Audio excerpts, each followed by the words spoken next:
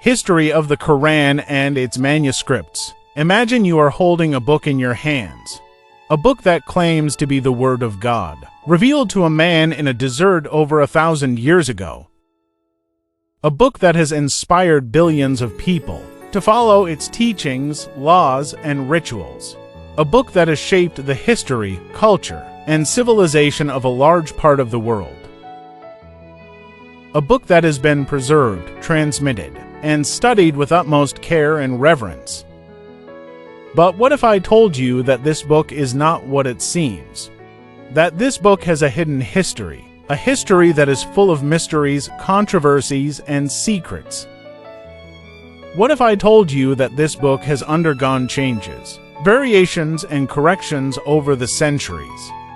That this book contains stories and verses that may have been borrowed, adapted, or added from other sources. Would you believe me? Would you want to know more? Would you be curious to find out the truth? If you answered yes to any of these questions, then you are in the right place. Because in this video, we are going to explore the history and manuscripts of the Quran, the holy book of Islam. We are going to uncover the facts and evidence that support or challenge the traditional Muslim narrative of the Quran. We will discover the beauty and diversity of the Quranic calligraphy and art. We shall learn something new and valuable about the Quran and its manuscripts, and we are going to appreciate the richness and complexity of the Islamic heritage. This is Quran Quest, and this is where the story begins. According to the Muslim belief, the Quran was revealed to their prophet Muhammad by the angel Gabriel over a period of 23 years, starting in 610 CE. Muslims believe that the Quran was preserved in both oral and written forms during the lifetime of Muhammad and his companions. However, there are different accounts of how the Quran was compiled into a single book after the death of Muhammad.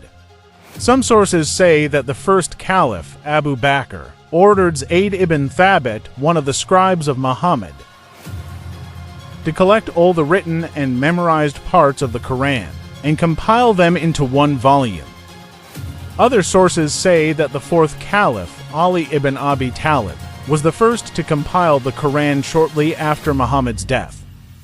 The third caliph, Uthman ibn Affan, is credited with standardizing the Quran and distributing copies of it to different regions of the Islamic Empire.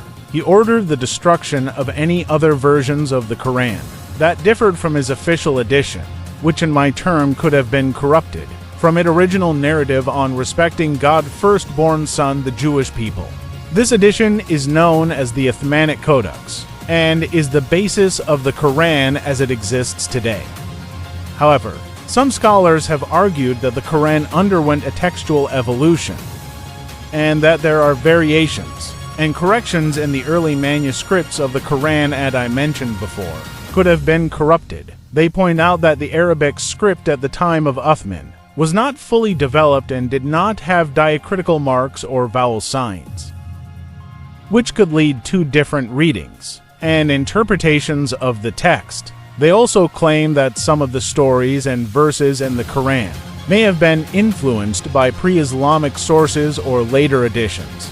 There are many books and articles that discuss the origins and development of the Quran and its manuscripts.